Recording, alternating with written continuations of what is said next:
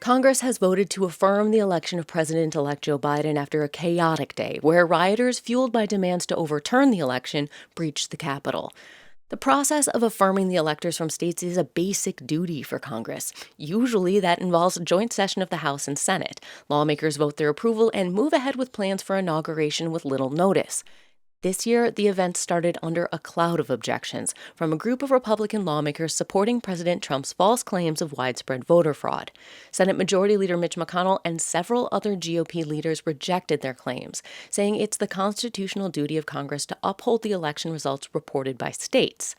The protest outside the Capitol turned violent as lawmakers began to debate the first of those objections. A group of pro-Trump extremists had gathered in Washington to protest the process. Trump addressed the crowd early in the day before a faction headed to the Capitol. By mid-afternoon, the Capitol and the surrounding area were thrown into chaos as the group tore down barricades and broke windows and doors. Once inside, they roamed the halls, tossed papers in private offices, and broke into the Senate chamber. Members and staff were forced to shelter in secure rooms in buildings that can be reached through underground tunnels. It took hours to clear the Capitol and allow lawmakers to return to the House and Senate to complete their constitutional duty. Lawmakers condemned the violence, with Vice President Mike Pence, who presided over the session, describing it as a dark day.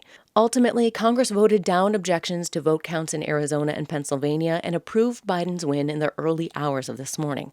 And in a statement released just after the certification was finalized, Trump acknowledged his loss and pledged, quote, an orderly transition on January 20th. But he added he disagrees with the results of the election. Kelsey Snell, NPR News, Washington.